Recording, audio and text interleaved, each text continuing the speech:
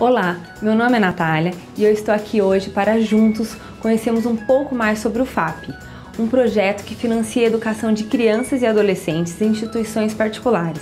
É uma iniciativa bem legal e muito completa. Fique com a gente até o final desse vídeo que eu vou contar todos os detalhes para vocês. Mas antes disso, vamos falar um pouco mais sobre educação. E o tema de hoje é...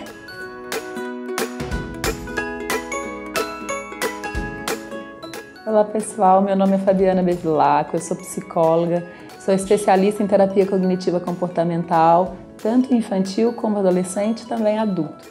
Hoje a gente vai falar um pouquinho sobre a necessidade de você estar atenta ao seu filho e observar, sabe aqueles momentos que a gente vê que alguma coisa está diferente, que a gente precisa estar mais atento e ver a necessidade de buscar a ajuda de algum profissional.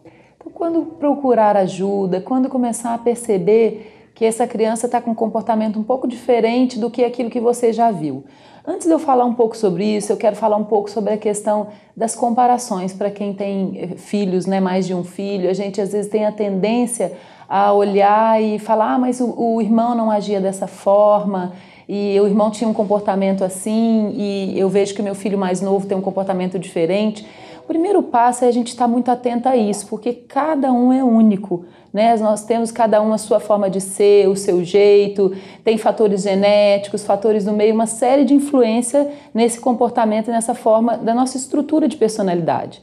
Então, esse tipo de comparação não é bacana, porque a gente acaba rotulando os nossos filhos.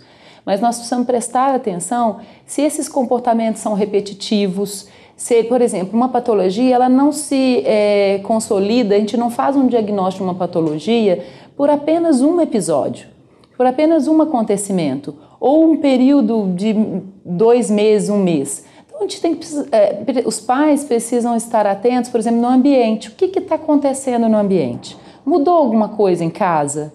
Mudou alguma questão na escola, com os amigos? O casal acaba discutindo na frente da criança, fala alto ou fala baixinho, sussurrando, achando que a criança não está prestando atenção, mas ela está do lado e está ligada, entendeu? Teve alguma perda, algum luto na família? Observa a mudança no cotidiano, para a gente começar a olhar esse comportamento, se está se repetindo, se está constante.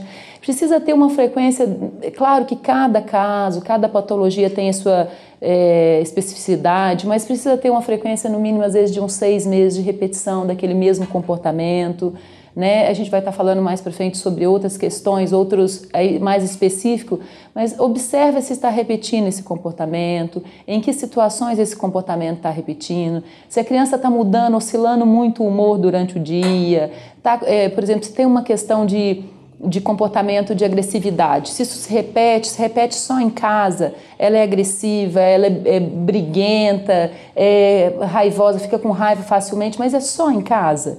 Ou isso acontece na rua, ou isso acontece na escola, os professores reclamam disso na escola, ou nos ambientes que frequenta, seja igreja, parques, como é o comportamento dessa criança? Nós precisamos avaliar como um todo. Quando o profissional ou a criança vem no profissional, a gente procura avaliar como um todo, não somente em casa ou não somente na fala que o pai está trazendo para a gente, né? Então, quando que a gente deve, às vezes, não é comparar, mas observar, assim, comportamentos diferentes dos filhos? Eu tive um exemplo em consultório de situações, assim, que o primeiro filho, ele se interessava por brincadeiras lúdicas no chão, brincava com os pais, participava, brincava frente à TV, gostava de ver televisão, também se interessava por leituras, livrinhos, por colorir. E o segundo filho, que é o que o pai veio à procura, ele não permanecia muito tempo nessas brincadeiras, ele não permanecia muito tempo na frente da TV, não tinha interesse em livrinhos, em ler, em colorir, pegava vários brinquedos ao mesmo tempo, mas não finalizava brincadeiras. Então a mãe começou a observar que alguma coisa estava diferente nesse comportamento, né? Não só em relação à irmã, mas também em relação às outras crianças, os coleguinhas, quando tinha uma festinha de aniversário. Então, são coisas, eu preciso começar a ficar ligada, que talvez seja a hora de eu perguntar para o pediatra dela, olha, isso é um comportamento natural nessa idade? Né? Devia ter em torno de 3 anos, mais ou menos, quando os pais vieram procurar. É um comportamento natural? É isso que se espera da criança nessa fase de desenvolvimento? E aí, se você não tiver uma orientação que te realmente convença daquilo, ou então que esse pediatra te encaminhe para que um profissional possa avaliar, um psiquiatra infantil, um psicólogo infantil, que eles possam te dar um subsídio melhor, até para que você lide e entenda melhor com isso. Às vezes é um momento, às vezes é do perfil da criança, mas cabe não permitir que isso passe por longo período e de repente a gente perca aquele time, aquele momento de intervir sobre o processo. Porque quanto mais cedo nós começarmos a trabalhar, a ajudar essa criança a ter comportamentos mais funcionais para que ela consiga estar melhor no momento, no dia a dia, nas atividades que ela for fazer, seja na escola ou em casa, com os amiguinhos, melhor vai ser a qualidade de vida dela. É esse o papel, é essa a importância dessa descoberta mais cedo.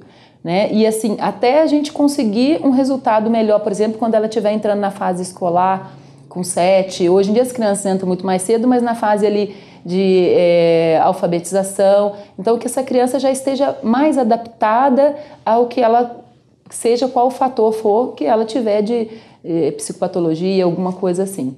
Né? Então é importante isso para a qualidade de vida dessa criança e da família também, né? Eu acredito que essas informações sejam suficientes para você perceber o momento de procurar a ajuda de um profissional. Muito obrigada e nos vemos em breve. Gostou do vídeo? É um assunto muito importante, não é verdade? Aliás, nós, o FAP, acreditamos que tudo que envolve educação é prioridade. Contudo, infelizmente o Brasil não tem investido em educação como deveria, e o resultado disso é uma educação pública deficiente em que muitos nem sequer saem aptos para entrar em uma universidade.